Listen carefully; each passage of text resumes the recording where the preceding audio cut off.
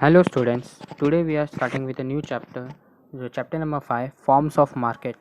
I know the last chapter, that is chapter number 4, supply analysis is remaining, okay, आधा ही chapter हुआ है वो, but the remaining chapter contains a lot of graph and numericals, so I have decided that we will cover that chapter, or we will complete that chapter once we meet in a real classroom, okay, and not in this virtual classroom, because it will get a lot more confusing for you to understand through YouTube. Okay, so we will start with this new chapter, forms of market. Okay, so starting with the introduction.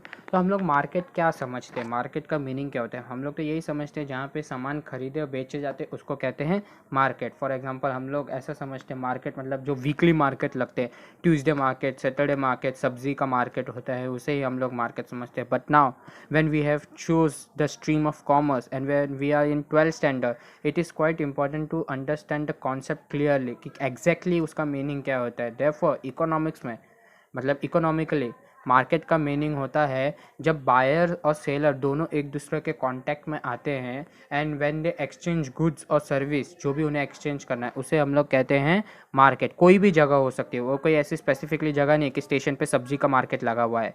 Okay, it is not necessarily to be a specific place to exchange a good or service. Any place where buyer and seller come in contact with each other to exchange the good or service is termed as a place called market. Okay, so ये था normal meaning market का. Now it is also important to understand the definition of a market. So before reading the definition of a market, पहले समझ लेते हैं definition market का कहना क्या चाहते हैं. तो इकोनॉमिस्ट क्या कहते हैं? इकोनॉमिस्ट कहते हैं कि मार्केट का मीनिंग होता है कोई भी ऐसी जगह नहीं, कोई भी ऐसा जगह नहीं होता है मार्केट, एक स्पेसिफिक जगह नहीं है मार्केट का, ठीक है ना, जहाँ पे गुड्स खरीदे या बेचे जाते हैं, ऐसा कोई एक स्पेसिफिक जगह नहीं है. बल्कि मार्केट मतलब कोई भी रीजन हो सकता है, कोई भी जगह हो सकता है जहाँ पे बायर और सेलर एक दूसरे से मिलते हैं, एक दूसरे से प्राइस डिस्कस करते हैं, ठीक है ना, एक दूसरे से मिलते हैं, उन लोग को नेगोशिएट करते हैं, प्राइस डिस्कस करते हैं और गुड्स खरीद या बेच लेते हैं, ठीक है ना, with equality, easily and quickly. उसको हम लोग कहते हैं मार्केट, ठीक है ना. Now reading the definition of a market. So according to the definition of the market given by Augustine Corno, economists understand the term market, not any particular marketplace in which things are bought and sold. ठीक है ना, but the whole of any region in which buyers and sellers are in such close contact with one another that the prices of the same goods tend to be equality easily and quickly. चलो ना, तो ये था meaning. मतलब कोई भी ऐसी जगह पे वे buyer and seller come in contact with each other to negotiate the price of a commodity and to exchange it quickly, easily and fairly is termed as market. ठीक है ना, तो ये था डेफिनेशन ऑफ अ मार्केट. हम लोग ने meaning देख लिया, हम लोग ने डेफिनेशन देख लिया. Now market is also termed as a network of dealing between the potential buyer and potential seller. Potential buyer मतलब जिसको सही में बेचने का है, ऐसे ही मतलब फिरकी लेने के लिए नहीं. हम लोग मालूम है विंडो शॉपिंग करने जाते हैं, मतलब हम लोग को कुछ खरीदना नहीं है तो भी हम लोग मॉल में घुस जाते हैं सिर्फ ऐसे ही देखने के लिए. तो हम लोग पोटेंशियल बायर नहीं है, क्योंकि हम लोग तो टाइम पास करने के लिए गए. Potential buyer means a real buyer, ठीक है ना, who wants to buy purchase a product. और पोटेंशियल सेलर मतलब जिससे सही में बेचना है. So there are 5 points, okay, कि ये एग्जिस्ट होंगे, ये 5 पॉइंट जब एग्जिस्ट होंगे तभी ही हम लोग कह सकते हैं कि यह मार्केट एग्जिस्ट हुआ है. Okay, so what are the 5 points? First is buyer and seller. तो ये तो बेसिक पॉइंट है. बायर और सेलर जब दोनों प्रेजेंट रहेंगे तभी तो मार्केट टेक प्लेस होएगा. जब बायर को सामान खरीदना है और सेलर को सामान बेचना है, जब दोनों सामने आएंगे, कांटेक्ट में आएंगे, प्राइस डिस्कस करेंगे, तभी तो एक मार्केट डेवलप होगा. Okay, second point is about the product और service to be bought and sold. Second, जब बायर सेलर आएंगे तो कोई एक प्रोडक्ट या कोई एक सर्विस तो होगा जो उन्हें एक्सचेंज करना है, जो उन्हें बेचना है और खरीदना है. So second point is product या सर्विस प्रेजेंट होना चाहिए टू बी बॉट और sold. Third is price of a product. Of course, when the buyers are in contact and buyer want to purchase and the seller wants to sell the goods, it is quite important, you know, to come to a conclusion कि दोनों जन एक price पे satisfy हो रहे हैं. ठीक है ना, the price of the product is quite important factor which play a role in market. ठीक है ना, प्राइस ऑफ अ प्रोडक्ट दोनों पार्टी से सेटिस्फाई होना चाहिए, हाँ, कि हम लोग इतने पे बेचेंगे, इतने पे खरीदेंगे. Fourth point is close contact between buyers and seller. So buyer and seller close contact में होने चाहिए, मतलब एक दूसरे से बातचीत करके, एक दूसरे से नेगोशिएट करके होना चाहिए. ऐसा नहीं कि एक बार कॉन्टैक्ट हो गया उन लोग का, मतलब सामान बेचा, खरीद लिया, and if there is any problem तो दोनों एक दूसरे से झगड़ा कर रहे हैं, नहीं मैंने थोड़ी बोला था बेचने के लिए, खरीदने के लिए. Okay, so there should be a close contact between the buyers and seller and both should satisfy their conditions, clause, जो भी उन लोग बेच रहे हैं, कॉन्ट्रैक्ट साइन होना चाहिए उन दोनों के बीच में. Fifth is knowledge about the market. Buyer और सेलर दोनों को नॉलेज होना चाहिए, जो भी प्रोडक्ट बेच रहे हैं उन्हें खरीद रहे हो, ओके, तो knowledge about the market is necessary, ठीक है ना, बायर और सेलर को दोनों के पास होना चाहिए। Now coming to the topic of classification of market. So if you look at this chart, the market is classified. मतलब market को differentiate किया गया है. There are different types of market on the basis of place, on the basis of time, on the basis of competition. Places के हिसाब से कौन सा market है, time के हिसाब से अगर हम लोग देखेंगे कौन सा market है, and competition के हिसाब से देखेंगे तो कौन सा market है. So first we have to look the market classification on the basis of place. कैसे कैसे different place के लिए different market होते हैं. तो first is local market. Local market means buyer and seller दोनों लोकली सेम रीजन में मिलते हैं. They come in contact with each other in the same region and they purchase और सेल द गुड्स और a service, ठीक है ना. For example अगर मैं बोलूँ तो लिज्जत पापड़, ठीक है ना, लिज्जत पापड़ का जो ऑफिस है, हेड ऑफिस, जो उनका मैन्युफैक्चरिंग डिपार्टमेंट है वो वसई में होता है, ओके, और हम लोग इधर ही खरीद भी लेते हैं, खा भी लेते हैं, okay. So buyer and seller come in close contact in a local region, उसको कहते हैं लोकल मार्केट.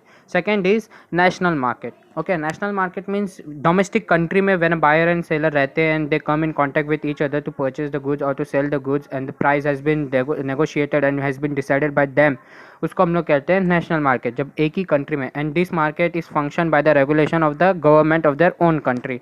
फॉर एग्जांपल अगर मैं बात करूँ तो आज मैंने जो चप्पल पहनी हुई है, it is manufactured in Haryana, ठीक है ना, हरियाणा में मैन्युफैक्चर हुई है और मैं महाराष्ट्र में बैठ के पहना हुआ हूँ, तो इसका मतलब ये एग्जांपल है नेशनल मार्केट का, ठीक है ना. It is functioning under the regulation of the government of India, ठीक है ना. सो ये था एग्जांपल नेशनल मार्केट का. ना international market, of course when buyer and seller both live in different country and come contact in with each other, okay, to purchase और to sell the goods. जैसे कि अब लोग अगर दूसरे टर्म्स में बोले, जो हम लोग कहते हैं एक्सपोर्ट इम्पोर्ट, तो जो एक्सपोर्ट इम्पोर्ट का जो मार्केट है उसे हम लोग कहते हैं international market. When the market crosses the domestic boundary of a country, उसको हम लोग कहते हैं इंटरनेशनल मार्केट. तो बायर एंड सेलर एक दूसरे के कांटेक्ट में तो आते हैं, but they it is not necessary they belong to the same nation. दोनों अलग अलग कंट्री में रहते हैं. In the for example the mangoes, Alphonso mango from Maharashtra is exported to European countries और टू अमेरिका, ठीक है ना. अल्फेंसो हाफूस आम महाराष्ट्र का बहुत ही फेमस है, not only in India but in whole world. तो ये थे 3 types of market on the basis of place. Now the second type on the basis of classification of market is on the basis of time. अब time period के हिसाब से market कैसे classify किया गया है. For the first is very short period. मतलब very short period कौन से होते हैं, तो जब वेरी शॉर्ट पीरियड मार्केट की बात कर रहे हैं तो इसमें सप्लाई फिक्स्ड रहता है कि इतना ही क्वांटिटी हम लोग सप्लाई करने वाले, and the price of this commodity which is supplied is determined on the basis of demand, कि कितना डिमांड है मार्केट में और जितना डिमांड होगा उतना ही सप्लाई करेंगे. And it is for a few days और अ फ्यू वीक के लिए ही होता है सप्लाई. इसके लिए तो इसका नाम दिया गया very short period. For example जो भी पेरिशेबल गुड्स है, पेरिशेबल गुड्स मतलब 2-3 दिन में ही उन लोग ख़राब हो जाते हैं, एक्सपायर्ड हो जाते हैं, ये सड़ जाते हैं, उसको कहते हैं हम लोग very short period market. For example bread, milk, ठीक है ना. जब इनकी बात करें वेजिटेबल्स, जो इनका जो मार्केट होता है, जो सप्लाई होता है, इट इज़ बेसिकली डिमांड के ऊपर. अगर तुम लोग ने कभी ऑब्जर्व किया तो जो ब्रेड सप्लाई होते हैं हमारे नॉर्मल शॉप्स में, तो ये जितने डिमांड रहते दिन में उतने ही और 1-2 स्पेयर एक्स्ट्रा लगते हैं उन लोग अपने पास. जैसे कि रोज़ 15 पैकेट्स उन लोग ब्रेड खरीदते हैं, ठीक है ना, और नेक्स्ट डे उन लोग लेके भी जाते हैं, because it is determined by the demand. जितना डिमांड है उन लोग उतना ही लेते हैं, एंड 2 दिन में तो एक्सपायर्ड भी हो जाता है ब्रेड या milk, okay. So the second is on the basis of time is short period. The short period means period for less than 1 year. तो क्या एग्जांपल बोलूँ तो फूड ग्रेन्स, व्हीट, राइस, जो ये जो मार्केट होता है इसे हम लोग कहते हैं शॉर्ट पीरियड मार्केट. कि गेहूँ जो भी है 3 महीना, 4 महीना, 5 महीना चलेगा, उसके बाद तो वो भी ख़राब हो जाएगा अगर यूज़ नहीं हुआ है. तो शॉर्ट पीरियड मार्केट में फूड ग्रेन्स हम लोग ले सकते हैं. And in this short period market the firms can make only one adjustment, that is it can input more labor to increase the supply of goods and services. इसका मतलब होता है कि जो भी फर्म है, for example farmer more efforts डाल सकता है to increase the productivity of the food grain, ठीक है ना. तो ये था short period market. Long period market is the next concept. Long period market is the period for less than 5 year, ठीक है ना. लेस देन 5 ईयर को बोलते हैं लॉन्ग पीरियड मार्केट. और इस मार्केट में both factors of production and cost दोनों चेंज कर सकते हैं हम लोग. जो भी हम लोग गुड्स सप्लाई करने वाले, जो भी गुड्स हम लोग मैन्युफैक्चर करें, फैक्टर्स ऑफ प्रोडक्शन मतलब जो भी गुड्स बनाने में फैक्टर्स इन्वॉल्व रहते हैं उसको हम लोग कहते हैं factors of production. Factors of production के एग्जांपल है लैंड, लेबर, कैपिटल, एंटरप्रेन्योर, ठीक है ना। लैंड मतलब जहाँ पे गुड्स प्रोड्यूस होता है, लेबर मतलब जो गुड्स प्रोड्यूस करते हैं, कैपिटल मतलब जिसकी वजह से गुड्स प्रोड्यूस होता है, कैपिटल एंड एंटरप्रेन्योर मतलब जो गुड्स प्रोड्यूस करता है, ओके। एंड कॉस्ट मतलब जो भी गुड्स बनाने में खर्चे होते हैं उसको हम लोग चेंज कर सकते हैं, वेरिएबल है, okay. So the firm can adjust all its cost and it is a few years, generally up to the 5 years, इसको कहते हैं हम लोग लॉन्ग पीरियड मार्केट। अभी next concept is a very long period market, okay. अभी very long मतलब more then 5 years को हम लोग कहते हैं वेरी लॉन्ग। जैसे फॉर एग्जांपल अगर हम लोग बात करें तो हम लोग जो कंस्ट्रक्शंस के सामान बेचते हैं, तो सीमेंट बेचा तो 5 साल, जब एक बार सीमेंट यूज़ हो गया तो 5 साल 10 साल बिल्डिंग आराम से चली जाती है, तो उसको कहते हैं very long period of market. And the production in that very long period market is in variable, मतलब तुम लोग कुछ भी चेंज कर सकते हो, अपने प्रोडक्ट का कॉस्ट चेंज कर सकते हो, प्राइस चेंज कर सकते हो, सप्लाई चेंज कर सकते हो, डिमांड चेंज कर सकते हो। So this was the concept of the market on the basis of time. So the next concept is classification of a market on the basis of competition. This is the most important classification, क्योंकि हम लोग जो economics में पढ़ते हैं market, हम लोग competition के हिसाब से ही देखते हैं। इन नॉर्मल लाइफ ऑल्सो हम लोग बोलते हैं इसका कंपटीशन कैसा है, इसका कंपटीशन कैसा है। तो market is basically classified on the basis of competition only, and the first type of a market on the basis of competition is perfect competition. So according to Joan Robinson, जिन्होंने perfect competition का definition दिया है, okay क्या होता है perfect competition का meaning. Okay let me tell you one thing, when you are studying about the perfect competition, अपने दिमाग में एक पिक्चर तैयार करके चलो कि स्टेशन पर सब्ज़ी का बड़ा मार्केट लगता है हमेशा, ठीक है ना, स्टेशन के उधर। तो यही अपने पिक्चर में दिमाग में चला के रखो, उसे कहते हैं हम लोग परफेक्ट कंपटीशन, ठीक है ना। जब बहुत सारे बायर्स एंड सेलर एक जगह पे आते हैं, बाय सेल करते हैं एक ही तरह के गुड्स को, उसको कहते हैं परफेक्ट कंपटीशन। तो सब्जी का मार्केट की पिक्चर अपने दिमाग में रख के चलना है। तो अकॉर्डिंग टू जोआन रॉबिन्सन, जिन्होंने परफेक्ट कंपटीशन का डेफिनेशन दिया है, he says perfect competition prevails when the demand for output of each producer is perfectly elastic. So I know that you don't know the meaning of perfect elastic because ये concept is covered in the chapter 3B, ठीक है ना। और 3B अभी तक हम लोग ने इसका कवर नहीं किया है। तो इलास्टिसिटी, परफेक्टली इलास्टिक का मीनिंग मैं बता देता हूँ। परफेक्टली इलास्टिक का मीनिंग होता है थोड़ा भी अगर हम लोग ने प्रोडक्ट का प्राइस चेंज किया तो डिमांड बहुत ही ज़्यादा चेंज हो जाता है, ठीक है ना। When ever a price is slightly changed for a commodity, the demand is completely changed, उसको कहते हैं परफेक्टली इलास्टिक। तो देयरफॉर जब ऐसी जगह है जब जो भी प्रोड्यूसर गुड्स प्रोड्यूस कर रहा है उसका डिमांड जो मार्केट में वो परफेक्टली इलास्टिक है, उसको हम लोग जब ऐसे सिचुएशन पैदा होती है तो हम लोग उसको कहते हैं perfect competition, okay. So perfect competition के कुछ कैरेक्टरिस्टिक्स है, जैसे कि इधर दिए हैं, जैसे कि जब बहुत सारे बायर्स और सेलर एक साथ आते हैं उसे, वो एक कैरेक्टरिस्टिक्स है। बायर और सेलर, जो सेलर है वो एक ही तरह के, सभी सेलर एक ही तरह के गुड्स बेचते हैं, ठीक है ना, किसी में भी चेंजेस नहीं रहते। जैसे कि मैंने बोला सब्जी मार्केट, तो सभी सब्जी ही बेच रहे पूरे मार्केट में, सभी के पास एक ही तरह की सब्जी ज़्यादा करके रहती है। उन लोग होमोजेनस प्रोडक्ट बेचते हैं, होमोजेनस मतलब सेम प्रोडक्ट, कुछ भी चेंज नहीं होता है। और बायर्स और सेलर को दोनों को नॉलेज रहता है मार्केट के बारे में, मतलब सेलर को भी मालूम है कि मुझे इतने प्राइस तक ही बेचना है क्योंकि मेरे पास ऐसे ही तरह के कंज्यूमर आने वाले हैं, और बायर्स को भी मालूम है कि the price of a commodity will be restricted to this amount only, this amount only, क्योंकि मुझे मालूम है कि 20 रुपये तक तो ये सब्जी मिल ही जाएगा, उसके ऊपर आएगा तो वो महंगा रहता है एंड नहीं खरीदने का। तो कुछ फीचर्स रहे हैं परफेक्ट कॉम्पिटिशन के जो कि हमें देखना है, ओके। परफेक्ट कंपटीशन के फीचर क्या है। First point says large number of buyers and seller. तो मैंने वही बोला, मार्केट हमारे दिमाग में अभी इस वक्त एक पिक्चर चल रही है कि स्टेशन पर सब्जी मार्केट लगा हुआ है सुबह सुबह का, तो बायर और सेलर गर्दी बहुत रहती है बेचने के लिए भी खरीदने के लिए। तो therefore there are large number of buyers and seller and none of them is in a position to influence the price of the supply in the market, ठीक है ना। जो भी बायर और सेलर बेच या खरीद रहे हैं, कोई भी ऐसा ज़्यादा नेगोशिएट नहीं कर सकते। फॉर एग्जाम्पल अगर 50 रुपये की भाजी है तो जो है बायर ऐसा नहीं बोल सकता कि मेरे को 20 रुपये में चाहिए, वो बेचेगा ही नहीं, नहीं आगे जाओ, चलो मेरे पास कस्टमर तो आएंगे, क्योंकि there are large number of buyer. और अगर सेलर भी चाहता है कि मैं सस्ता बेचूँ, फॉर एग्जांपल अभी मैं बता देता हूँ, एक एग्जांपल लेते हैं कि इफ़ जो भी सेलर है, सभी सेलर एक पर्टिकुलर वेजिटेबल 50 रुपीज़ पर केजी में बेच रहे, ओके, और मुझे ज़्यादा प्रॉफिट कमाने का है, ओके। तो मैंने सोचा कि चलो मैं इसको 20 रुपीज़ पर केजी या 30 रुपीज़ पर केजी में बेचूंगा कि मेरे पास ही सब कस्टमर आएंगे। तो जो बाकी के सेलर्स रहते हैं वो आके मुझसे, मेरे बारे में मुझसे अगेंस्ट करेंगे, ठीक है ना, मुझे प्रोटेस्ट करेंगे। उन लोग मुझे मार्केट में ही सेल करने ही नहीं देंगे, उन लोग निकाल देंगे। क्यों? क्योंकि जब सबका बिजनेस चालू है तो सबका बिजनेस साथ में होना चाहिए। ऐसा नहीं कि तुम अपने फ़ायदे के लिए प्राइस कम कर दोगे, प्राइस बढ़ा दोगे, क्योंकि आगे जाके अगर मैंने 30 किया तो बाजू वाला वो 25 कर देगा और कोई वाला 20 कर देगा। ओके, तो किसी का भी फायदा भी नहीं है, हम लोग तो कॉस्ट भी नहीं निकाल पाएंगे। तो परफेक्ट कॉम्पिटिशन में none of them both buyer and seller not are in position to influence the price of a commodity. ठीक है ना, ये होता है, और दोनों बायर्स एंड सेलर लार्ज है। Okay, now the second point is homogenous product. मैंने कहा ना, जब सब वेजिटेबल बेच रहे तो सब सेम ही गुड्स बेच रहे हैं, ठीक है ना, सब सेम ही, all the sellers are selling homogenous product और होमोजेनस कमोडिटी। ठीक है, किसी में भी चेंज नहीं। फॉर एग्जांपल सबके पास भिंडी तो मार्केट में होगी ही होगी। ओके, तो पीस होंगे, ऐसे बहुत सारे वेजिटेबल्स है, कैप्सिकम, कैबेज, कॉलीफ्लावर, तो सबके पास रहते ही रहते। तो none of them is changing the product, all of them are selling homogenous product. Okay, now the third point says about the free entry and exit. अब ये कैसा मार्केट है जो परफेक्ट कॉम्पिटिशन है, इसमें large number of buyers and sellers है, ठीक है ना।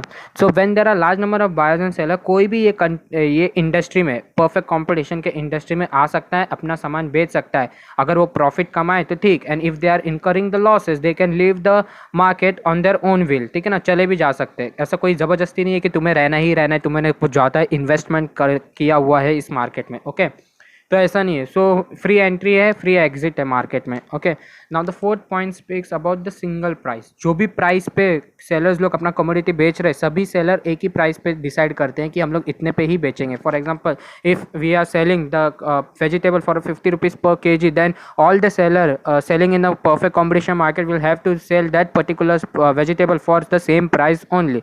इसको कहते हैं single price. Okay, fifth point speaks about the perfect knowledge about the market. So it is said that both the buyer and seller have the knowledge about the market condition। ठीक है ना, तो इसकी वजह से कोई भी ना बायर ना सेलर चीटिंग कर सकते हैं। मतलब बायर ज़्यादा पैसा ऐसा मतलब ज़्यादा पैसा कमाने को कोशिश नहीं कर सकते, कमाना इन द सेंस मतलब बचाने की कोशिश नहीं कर सकते हैं, ना ही सेलर ज़्यादा पैसा कंज्यूमर से लेने की कोशिश कर सकता है। तो this was the topic of the perfect knowledge about the market.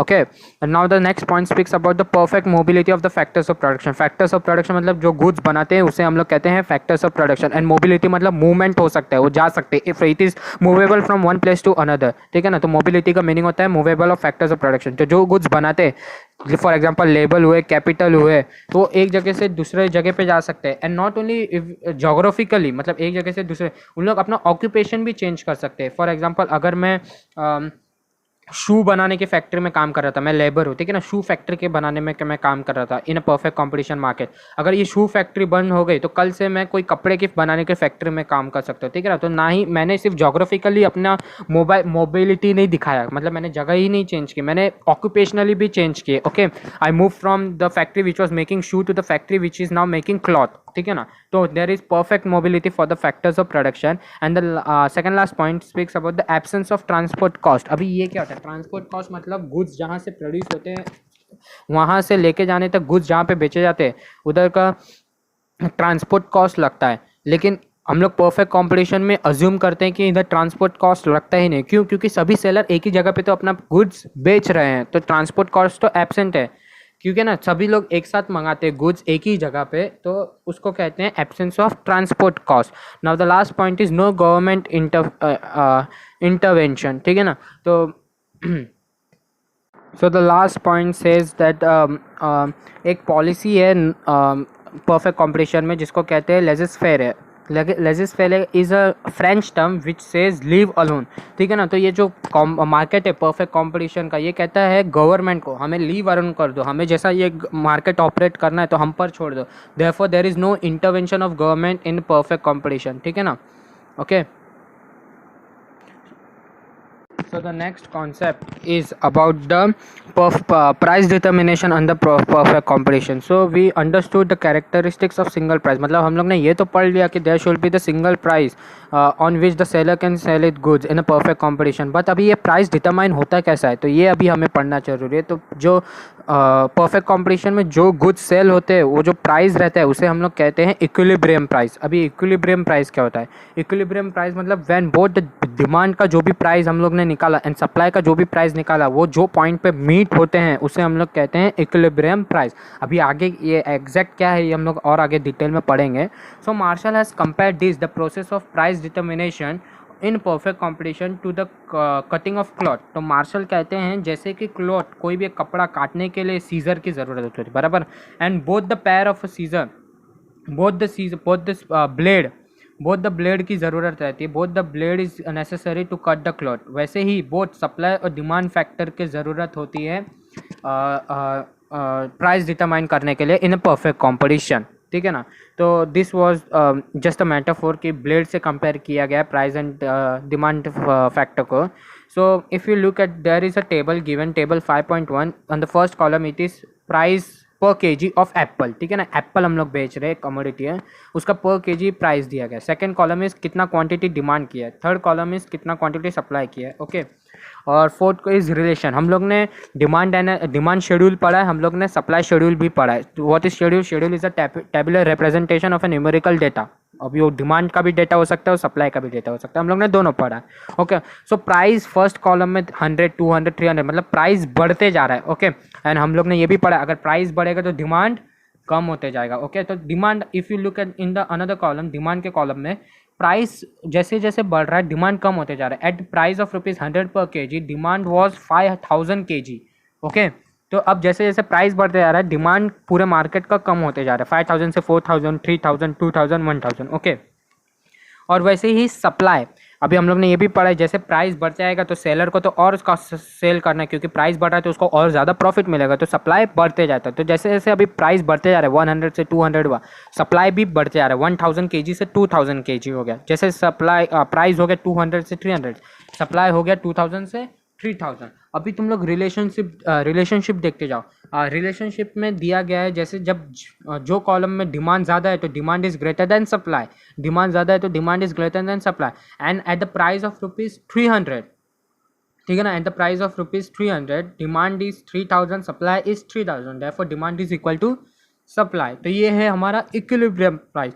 तो therefore the price which is determined by both the factors of demand and supply, उसको हम लोग कहते हैं इक्विलिब्रियम प्राइस। ना यही चीज़ हमें ग्राफिकली भी पढ़ना है। तो ग्राफ में अगर हम लोग देखेंगे तो एक्स एक्सिस पे है quantity demanded and quantity supplied, तो वाई एक्सिस पे है प्राइस, ठीक है ना।